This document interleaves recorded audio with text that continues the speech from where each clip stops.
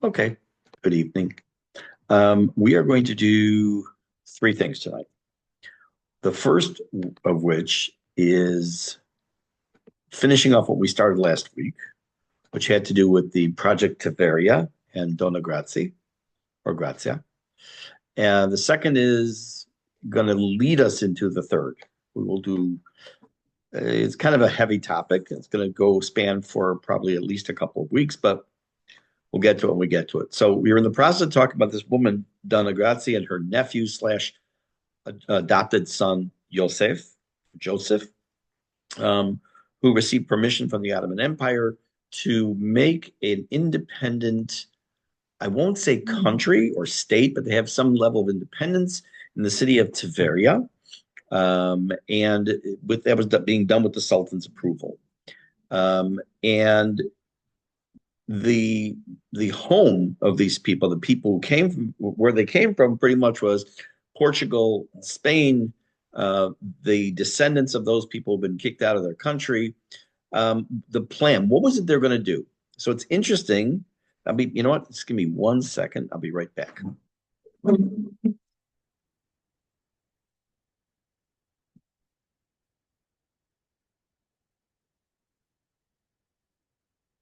Okay, sorry about that. The plan, if you remember Sefer Ezra, when the Jews come back to Israel after being in Babylonia slash Persia in Galut, in exile, some of this sounds a little bit like that, but not the same. So one of the first things they wanted to do was to restore the walls around the city, to fortify them, which, by the way, is exactly the first thing the Jews did when they came to Israel to rebuild Beit HaMikdash. Also, the reconstruction of homes and infrastructure. In other words, the first thing they had to do was to have a livable place for people to come to attract people. Because remember, they're trying to make this an amazing place for people to come to establish and potentially grow a country from there. They also were able to establish textile industry there. Yosef Nasi, he saw the city of Tiberia to be as becoming like almost a new silk route, a home for production of silk and the home of production of wool.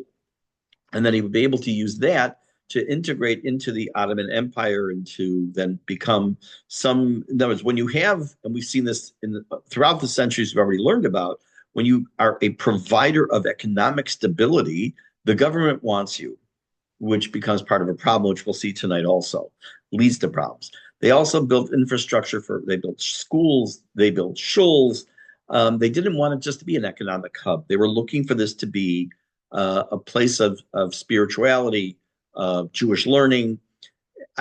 No one uses this term for this, but it's almost as if they were some form of religious Zionists. Zionists in the fact they wanted to have a homeland there, at least in a small percentage, and religious because they felt that there was a need for the religious role in the life as well.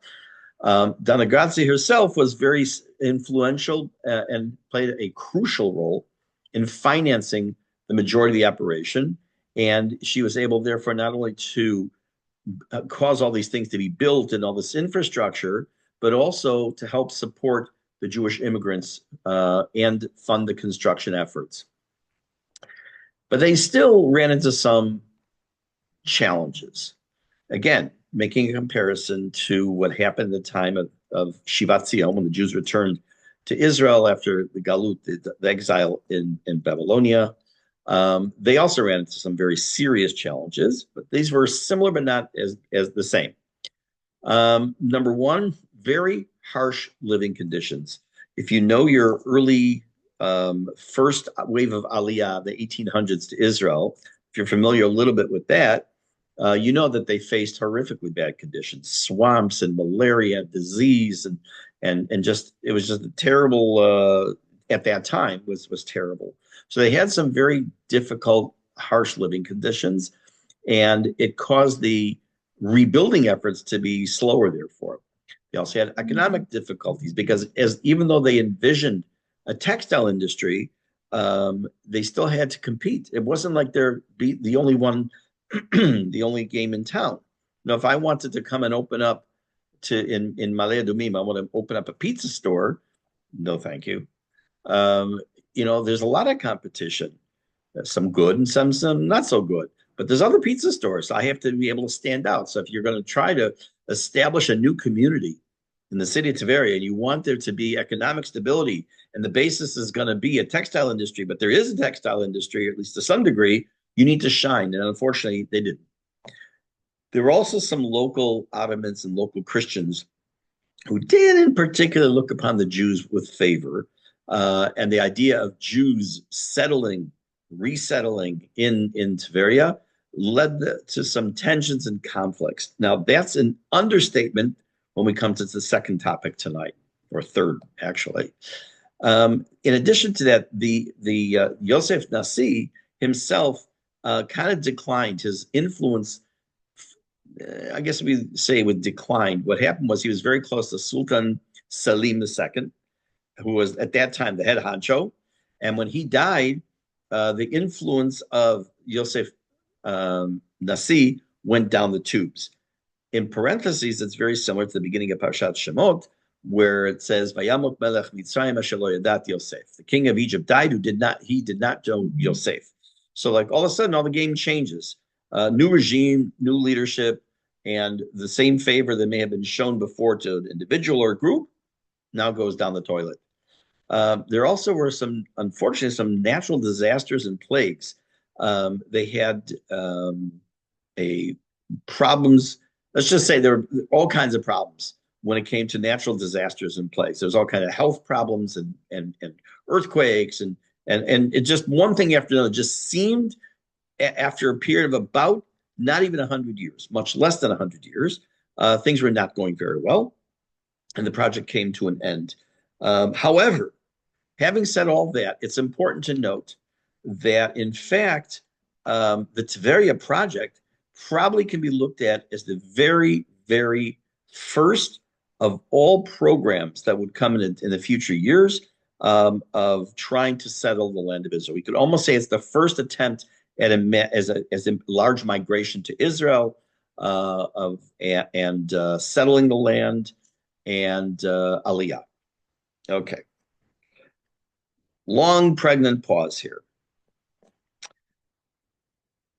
When I prepare classes, some more than others, I get really into what I'm preparing.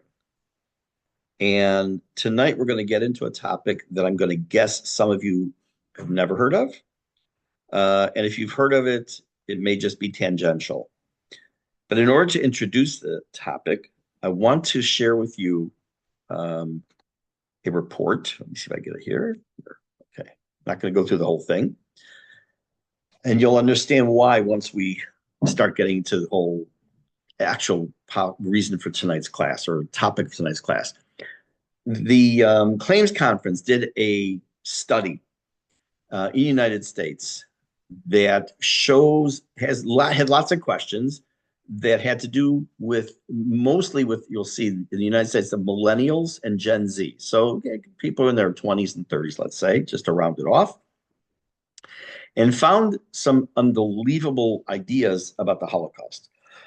Misperceptions of the Holocaust death toll. For example, 63% of those surveyed did not know that 6 million Jews were killed in the Holocaust, and 36% believe 2 million or fewer were killed in the Holocaust. Okay.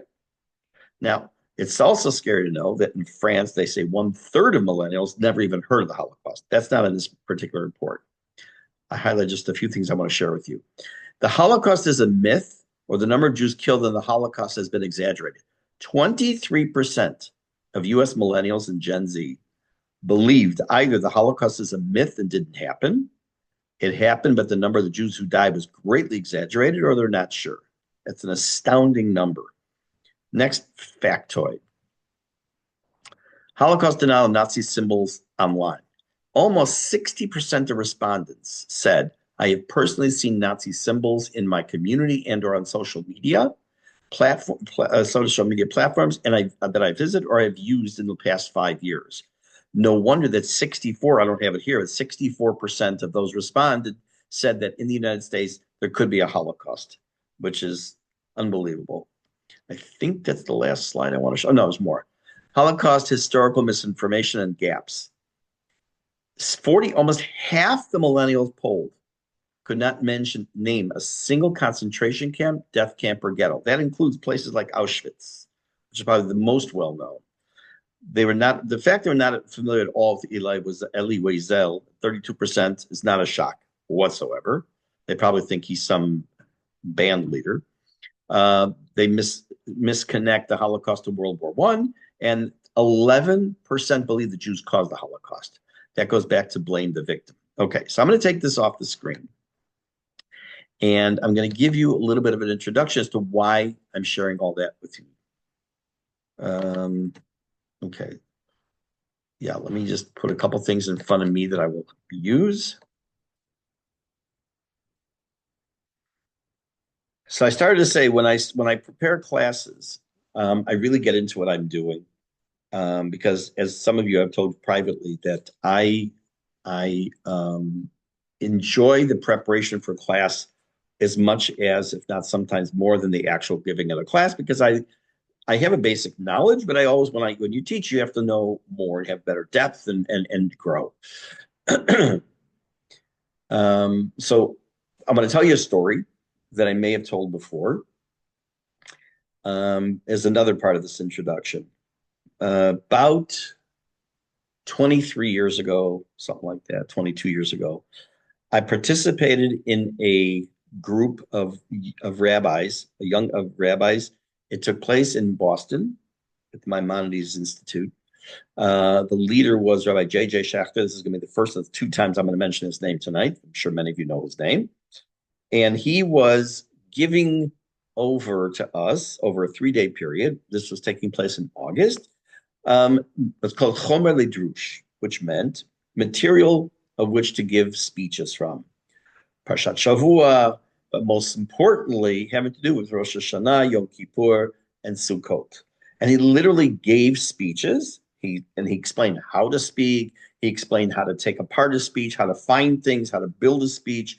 But he had brought copies of some of his older speeches or sermons, drushes, whatever you want to call them. And he gave them. And one day specifically from I don't remember, making up a number, from 9 in the morning to about 8 o'clock at night was geared specifically to Rosh Hashanah. Remember, this is in August. And whereas Rosh Hashanah, it's Rosh Hashanah, it's Rosh Hashanah, it's Rosh Hashanah. When we took a break from Mincha, I was so in the focus of Rosh Hashanah that in Shemona Esrei I said Hamelech HaKadosh, which is what you add instead of Akel HaKadosh during the Aseret Yemei Teshuvah. And I kind of smiled to myself in the middle of Shemona Esrei, and I actually told Rabbi Schachter this story last year, and he thought it was hysterical. But what does that mean? It means that the more you're focusing on something, the more that a person can internalize it. And tonight's topic we're going to talk about took place in the mid 1600s. Was called the Chmelnicki Massacres. Some of you have heard of Chmelnicki. Some of you may never have heard of him and what this involved. We're going to talk about the background and all. But while I was preparing, while I was highlighting stuff and marking down and looking up sources, I began to feel so depressed. I started to feel very down and like I had to put it aside because it's just, here we are in the middle of a war and nothing changes. We've seen this from the Crusaders, which we talked about in the late 11th and into the 12th century. We talked about this in so many other time periods. And this is one of those chapters in Jewish history, which unfortunately would probably fall if they were to do a survey now and ask Jews, identifying Jews, adult Jews, Middle Ages, and for sure Gen Z and millennials, the percentage that are going to be aware of the time of what's called the Chmelnicki massacres will be either between 0 and 10% or 15%. It's amazing. Just by way of comparison, there are hundreds of thousands of Jews that get massacred in Ukraine, which we're going to talk about once we get past all the introductions. And it's over a period of time. And before the Holocaust, from the beginning of time till the Holocaust, this is probably the worst, darkest time for Jews as far as mass murder of Jews. Obviously, nothing did or will ever God forbid, eclipse the Holocaust. But if you were to go back, if you were to stop time, or if we were talking right now, it was 1930, what was the worst disaster for Jews as far as mass murder and attacks? It was this time period, and specifically in Ukraine. So with all that background, what we're going to be doing is the following. I'm going to give you some background on the time period, what was going on, what led to these massacres. It's not like one day one guy named Bogdan Chmelnicki decided to kill a bunch of Jews. Obviously, it didn't happen just like that. There had to be background that brought it about, which we'll see. Now, for the second time tonight, I'm mentioning Rabbi Schachter's name because he is I don't know if he's considered a world authority, but in my mind, he is on Jewish history. He also teaches graduate classes at YU, has taught, he's still teaching graduate classes at YU in Jewish history and many other topics he teaches. A tremendous Torah scholar, tremendous history scholar. And I sent him a message yesterday, and I told him that I'm teaching this time period. And I told him the first person I ever heard about this from, and I'm at Chatai, Ani Maskir Hayom. I never didn't hear about it until probably 15, 20 years ago myself. Maybe I heard about it, but it went in one ear, went out the other. And I asked him if he has any authoritative information that I could use for this class.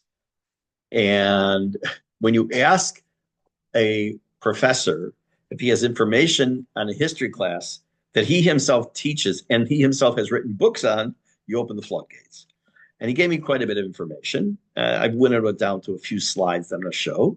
But it definitely, it made an impact on me just reading some of these things. And I hope that it'll make an impact on you as well. This is one of the reasons we learn Jewish history. Not just, again, I told you the first class, this is not a class about dates and places and names, although I interweave them or weave them in, but this is not the goal of the class. The goal of the class is to make you to feel, to understand what we have gone through, what we are going through. And unfortunately, whatever we go through is nothing new, whether it's Hamas Yamach Shemam or Hezbollah Yamach Shemam or the Nazis before them and before them all. Again, it's the same thing, same story over and over. So let's give a little bit of talk, a little bit of beginning here now. The Chmelnicki massacres, also known as Chmelnicki uprising, lasts from, I'm just going to give you the dates just so you know, 1648 to 1657. So for approximately 9 years, there's tremendous turmoil, not just for the Jews as far as political turmoil, but also in this region. We're going to look at, I'll show you a map in a minute about what's going on. It is, like I say, the most devastating episode in Jewish history before the Holocaust, which is still, for me personally, surprising that I didn't hear about it until probably 15 years ago. And like I say, I heard it from Rav Schechter when he was doing his Tisha B'Av morning, giving the keynote online. And I was listening to stories, and he talks about this, and I did not know what that was. And he gave a wonderful history lesson, and then I learned more on my own. And to put it in, it's very minimalistic to say it was widespread violence against Jewish communities. But I'm just going to use that expression right now. But it was also part of a much broader conflict, which was the Cossack-Polish War. So let me give you some background. This man, now you have to understand something. In Kiev, in Ukraine in general, and in Kiev in particular, this man was known as a folk hero. Ad kedei kach, to such an extent that there still is or are statues of him in Kiev. I can tell you this personally, I've seen them. This man who is like putting up imagine in Berlin there'd be statues of a Hitler. There's no difference at all between having a statue of Hitler in Berlin and having a statue of Bogdan Chmelnicki in Kiev. So the uprising, which was as follows: Bogdan Chmelnicki, who was a person. Right now, I don't want to get too specific right now. He and the Ukrainian Cossacks and their allies revolted against Polish-Lithuanian rule. And what were they going to target? Imagine you're talking about a class warfare. You have people who are not the top of the pile, who are now revolting against those who are trying to run them, their country, their lives. They were revolting against the Polish nobility and the Catholic clergy. Now, if you remember anything from what we've been talking about in those last many months, you know that this is not a new theme. This is something we've seen before, where the Catholic Church had been very powerful. It's losing it by this point, especially. It's already lost a lot of its power, yet there's still some involvement, and therefore the rebellion is going to be a revolt against the Catholic Church, and more importantly for our story, the Polish nobility. Because if you remember, they talk about the Polish nobility and the people in Poland who own land, the nobles owned land, and that was leased out, so to speak, to other people. And the Jews had people working the lands.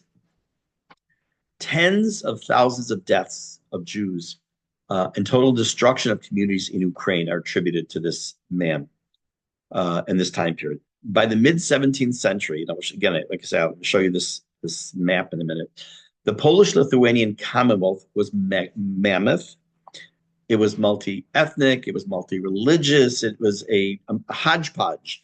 And it was a state that stretched from the Baltic Sea to the Black Sea. And Ukraine was in Ukraine itself was a autonomous region. I want to get a map on the screen. Okay, let's move you over. No, actually close this. And okay, so here the size of the area you're talking. Here's Ukraine over here in this massive area. This Ukraine is acting somewhat as an autonomous region. Okay, just to keep that in mind right now. We're going to come back to have a few more slides to share with you, but just to kind of get a little bit of a visual. In any case, Ukraine was inhabited by Ukrainian peasants, Polish nobility, Jewish settlers, and Cossacks. Who were the Cossacks? I always think, of course, of Fiddler on the Roof, but which fits exactly time-wise, a little bit after the time, but the top of Cossacks are still there. They were somewhat of a semi-military community, frontiersmen. They were, I don't want to call them partisan because that's who we were, but they were a very strong independent streak. They loved blood. They loved attacking and doing that nature. The Polish nobility, meaning the upper crust of the Polish leadership, controlled large estates in Ukraine. Jews, as I mentioned this class already for a minute and in past classes, Jews acted as managers of the lands, tax collectors for the lands, bringing the money to, of course, to the government, and intermediaries, which I know it's hard to believe, caused tremendous, horrible ill will and feelings between the Polish commoner and the Jews. And the Cossacks themselves are often at odds with the Polish authority because they wanted their own autonomy. Even within Ukraine, they wanted their own religious freedom. They didn't want to have anything to do with the Orthodox Christians at all. A king came along whose name was Vladislav something or other in the mid-1600s, and then who made the situation worse, the social and economic situation worse. And then finally, his successor, John II Casimir, is a name you might know. It's spelled Casimir, if I'm not mistaken. Casimir expanded the power of the Polish landowners and often used the Jews again as administrators of the land, and led to a situation which was ripe for rebellion. Keep in mind that, let's say you live in Kiev, and there's 1,000 acres of land. It's owned by the Polish nobility. They give you the rights to live there as long as you work the land and you pay your taxes. And who's enforcing all this? The Jews.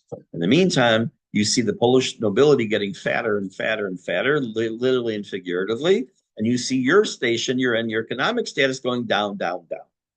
It's a recipe for disaster. And that's what happens. 1648 is important to know the years, 1648 and 1649, and we'll see why when we talk about it from a more religious perspective, if we get to that tonight. 1648, Bogdan Chmelnicki, who was a leader among the Cossacks, was himself very embittered. Now, you know this is a recurring theme in Jewish history. Go back to Hitler, Yamach Shemo, and whether it's the beer hall putsch, and when he's in jail and he writes Mein Kampf, which is my struggle. Again, it's never about we want a better life. It's what we want to rebel against what's there because it's the Jews and whatever else comes along with the Jews. So he leads a rebellion, Chmelnicki, leads a rebellion against the Polish ruling class, and scores actually some very significant military victories, including the destruction of the Polish forces in multiple cities. And what happens as a result of these early victories, he's emboldened. He says, look at what I can do. Again, let's put it right back to modern times, just a year and a half ago, 501 days ago, where Hamas Yamach Shema, they come into the country, they did what they did, and they were emboldened, and they're still running the show, unfortunately, as to how everything's going down right now. What's going to happen on Thursday? What's going to happen on Shabbat? And what's going to happen? They're still running the show because they've been emboldened by this. When they were just, in quotes, sending over the balloons into Israel, they were exploding. Again, they were in charge. So this is something that has happened a lot in Jewish history. And also what we see is that now at this time of Chmelnicki, this causes these early tribes, which helps him to be emboldened, says, you know what? Just like we saw in the late 1000s, the early 1100s, where the church put out the Tzalbanim, the Crusaders, they get emboldened, they're able to do more and more damage. Same thing happens here. It sparks widespread anti-Polish and anti-Jewish violence. The Jews were singled out once again because of their roles as the intermediary to the Poles, to the Polish nobility. The Cossacks go from one town to the next and massacre Jewish communities, not just individuals, wipe out entire communities. Where have we heard this before? We've heard it from the time of the Crusaders, and we will hear again about it, as you all know, many, many, many times over in World War II during the Holocaust. Survivors recounted all kinds of terrible things of torture, dismemberment, and other atrocities. And some wrote that it was the equivalent of the destruction of the first and second Beit HaMikdash, the first and second temples, all rolled into one.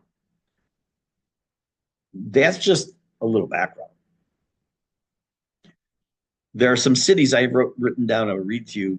You will know probably only one of the names, but where some of the worst massacres occurred. One was Nemiriv, which we're going to talk about because of certain things that end up in Jewish liturgy because of this. Tulchin, Bar, Polon, and Uman.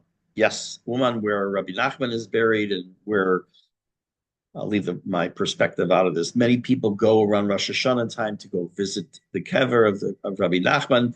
That in Uman, that has horrific history for the Jewish people from this time period.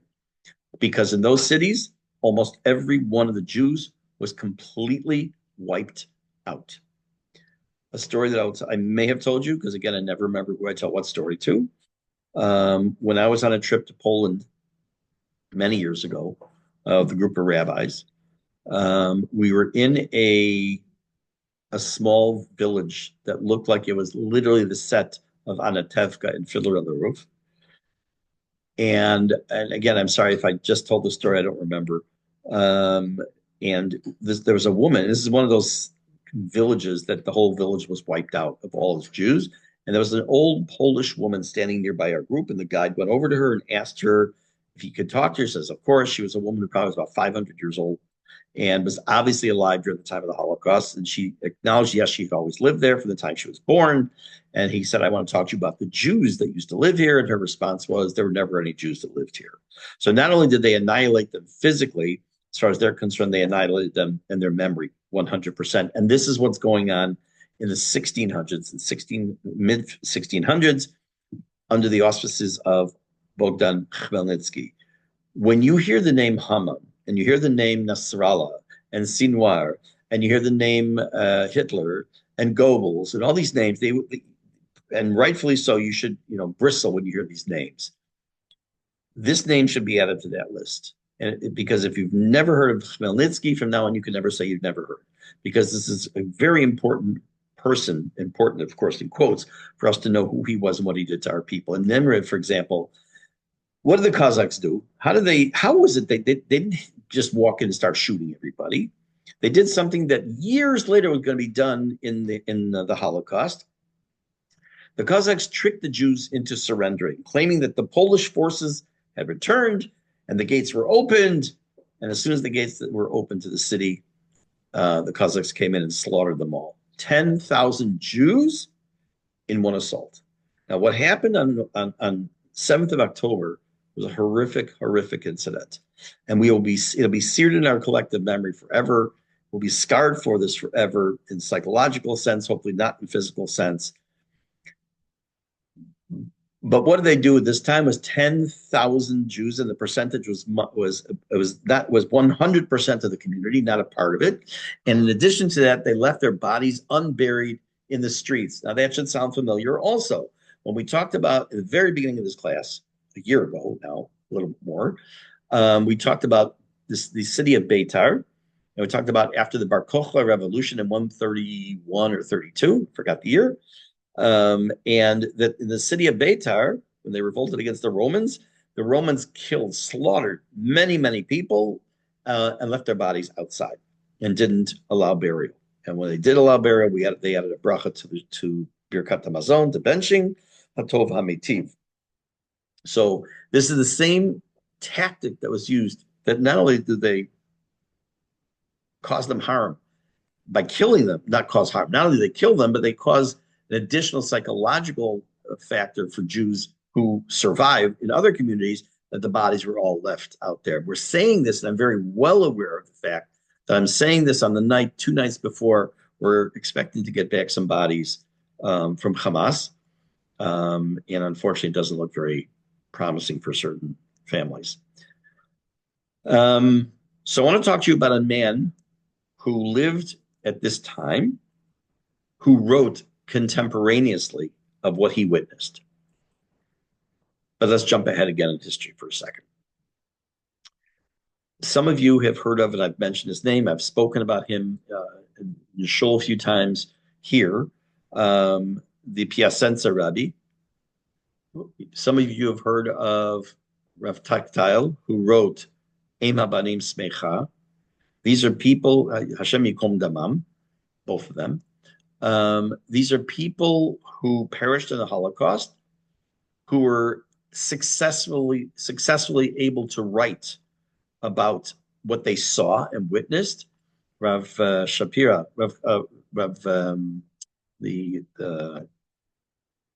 Piacenza Rebbe, his name is Rav Shapira, wrote drashot that he gave on Shabbatot and Chagim in the concentration camps.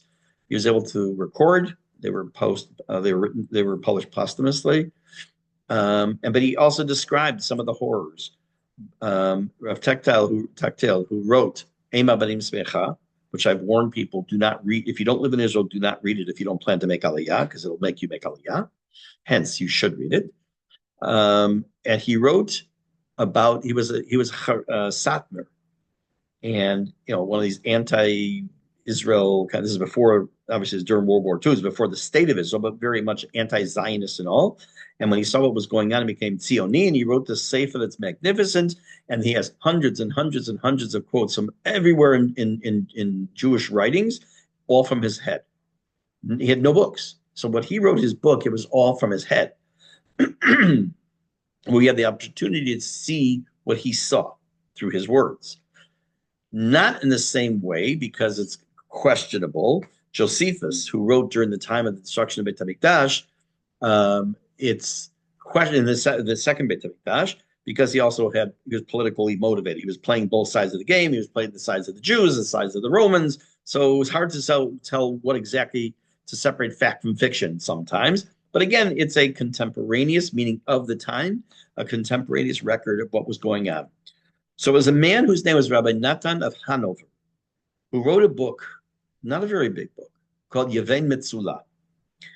Um, he describes in his book some of the unimaginable horrors of Jews being. I don't want to. Let's just say I don't want to say what he said, but things that were done to them, including something that will be done centuries later in a city called Jedwabne in Poland, where they would put the Jews, lock them in a synagogue, and burn it down, put them in there. Men, women, children, no one got spared. Entire communities were erased from existence. I'm sure many of you either have the book or you're aware of the book. Of course, now my mind just went blank. If someone could send me a message here in real time. Um, the book that was written with all the stories of her city before the war, all the pictures. And they have a whole section in Yad Vashem. I've Okay, it'll come to me, or someone can send a message, please. Again, this is like there was no one left in the city. Everyone was destroyed. Um, I want to read something to you. I'm going to read something to you, and I will translate, and then I'll show you a couple things that Rav Schachter sent to me that I'm going to share as well. Yes, Yafa Eliach. It was Yafa Eliach. What was the name of her city? Okay. Thank you, Abby. We'll come up with the city in a minute, I'm sure. Okay, I'm going to read it to you in Hebrew and I'll translate it. In Yaveh Mitzvah, he talks about so let me tell you one more thing. It was called Aishashuk. Thank you, Lithuania, Aishashuk. Aishishki or Aishashuk. The Jews call it Aishashuk and the Lithuanians refer to it as Aishishki. Just like you have many cities in Europe during the war that were called one thing by the Germans or the Poles or whatever. So, for example, Auschwitz is the Jewish name, in quotes, and Święciem in Poland. So, yes, Aishishki. Thank you very much. This time period is known as the Gzerot Tach Vitat, which represents the Gzerot of the years 1648 1649. Taf We're right now in Taf Shin Pei He. This is Taf Chet and Taf Tet. It's known as Tach Vitat. That's how it's referred to throughout the Jewish literature when it talks about whether it's the history, whether it talks about slichot and kinot and other things written about it. Gzerot Tach Vitat. I'm going to read just a little bit. Actually, I'm just going to read it to you in English. I don't have to read it in the Hebrew part right now. There were six, because I found a source for both. There were 600 heroes of valor in the fortress from the chiefs of the Polish people, and about 2,000 Jews also gathered there. And among them were heroes of valor and scholars of war. They both made a covenant with each other to help his brother fight against their enemies, and with an oath that they would not attack each other. Now, first of all, he's giving an introduction saying that in this particular city, there was already infighting. I know it's, again, shocking, but the idea is that now that they're being attacked, we need to unite. Same thing here, right now. They strengthened the fortress very much, and the Israelites armed themselves with all kinds of weapons, and the chiefs and the Jews stood on the wall. And every time they approached the fortress, they struck a great multitude, and they fled before the Israelites. And the Israelites gathered in force and pursued them and struck several hundred of them. So at first, things were going well. And they gathered with all the people, the villages and cities near them, thousands and tens of thousands, that offered iron rams to bring down the wall. They came suddenly to fight on the fortress. With loud and strange shouts, as is the custom of the Cossacks, and those standing on the wall saw it, were amazed at the multitude of people, and their hearts were terrified. Now, as things are going well in the beginning, Jews are able to start defending themselves. But then all of a sudden, thousands and thousands of Cossacks start to attack and to break down the wall. Yet the teachers in the wall directed them and did not allow them to approach the wall, and they fled before the children of Israel. When the heroes of Tulchin saw that evil had overtaken them, they accepted their fate and began to prepare for the fulfillment of the commandment of sanctification of God's name. With disgust and contempt, they rejected the offer to save their lives by extermination, meaning they didn't want to be killed. In one enclosed garden, the Jews gathered, and when the three rabbis of the community were careful to sanctify the name of heaven and not to change their religion, replied in unison, Hero Shema Yisrael Hashem Elokeinu Hashem Echad. 3 times the adversaries repeated the temptation, but no one answered them. They were given the opportunity not to be killed, but to convert. And they were told, said no. 3 times the adversaries repeated the temptation, but no one answered them. Then the gate was opened. Permission was given to destroy. With courage and uprightness of spirit, the heroes of Tolchin set out towards death. 1,400 men, women, and children were slaughtered that day in the garden by the Cossacks. The rest were left to the slave markets, but no one bought his life at the price of his faith. Now, I'm going to, let me show you one slide from the Yevei Metzulah. I hope that this will work. Let's see. Let's see, this is it. Yeah. Do you see? You just shake your. Oh, I don't see anyone on their camera. If you can just kind of give me a thumbs up, then. Do you see on your screen right now like 2 columns of Hebrew writing? Just give me a thumbs up. Somebody. Nope. Yes. Okay, good. Excellent. Thank you. Because I can't see anybody's face, so I don't know. Okay. So this is a from the original book. I mean, it's published, in the 60s, I think, this particular version. It's available. I happened to see it today when I was in Birkat Moshe in the library as well. Let me make it bigger. And all of us over here. Of Yevei Metzulah. This is the book by Rav Hanover about this community of Nemrov.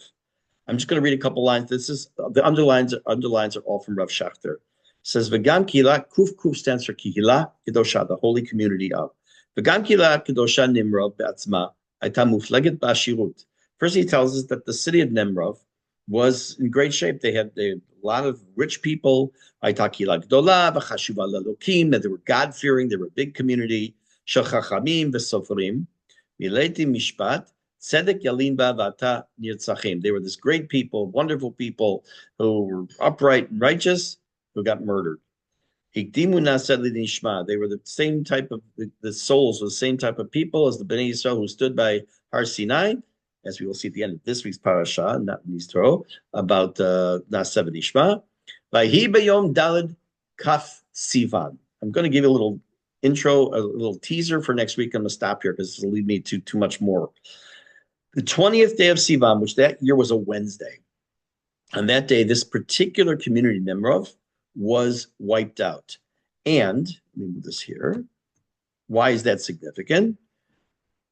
Because that was the first community that fell in a series of many, many other communities where people were Jews were exterminated. And the Vad Avaratzot, remember them, we talked about them for a couple of weeks, a little bit ago, made a gzeira. They made a decree as follows. Harbe takunot hagunot. They made some very good edicts. V'tiknu ta'anit tzibur. They established a fast day. L'chol medinat Polin, for all the country of Poland. B'yom esrim b'chodesh Sivan ledorot. That for in perpetuity, that they would fast on the 20th day of Sivan in Poland. Bo bayom she'na'asu harigot Nemrov, and that is the day in which all these people were exterminated in Nemrov. Keyadu lakol, as everyone knows. Shayta kihila rishona shemasu atzmam harigal kedushat Hashem. They were the first community to give up their lives al kedushat Hashem. Now, he goes on and he talks about some of the atrocities and all. But we'll see next time, we're going to talk about this idea of what was this idea that they established a fast on the 20th of Sivan.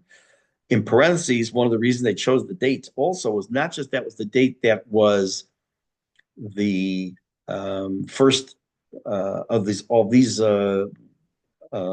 attacks, but also because evidently we'll see it in the Shulchan Aruch next week when we take a look at it in the commentaries that the date can never fall on a Shabbat. So we'll see that as well. Is this a fast day that people do still? Is this one that kind of just fell by the wayside? We'll talk about that. And then we're going to take a look at some other information that Rav Shachter gave to me as well to share. Okay, so the reason I started off this class tonight with that research about the people knowing and not knowing or distorting historical facts about the Holocaust is that to you and me, the idea of 6 million and the fact of names like Auschwitz and Birkenau and Treblinka and Mauthausen and Majdanek are just like part of, again, seared into our memories. Not so for a very large percentage or a percentage of many, many people in many countries. So I don't want that to be the same that's true when it comes to the Chmelnicki massacres. We will continue with this Bezrat Hashem next week. And there will be an outgrowth of this, something that will come as a result. We are now 1, 2, 3 steps away from the birth of Hasidut, which traces its history right back to this series of massacres. How? You have to come back again and watch. Okay, Bezrat Hashem, we will continue next week. Have a wonderful evening, everybody. Amen, amen. Thank you very much. Thank Thank you very much. Agreed. Great Thank class. you very Very much. good. Thank you. Be well.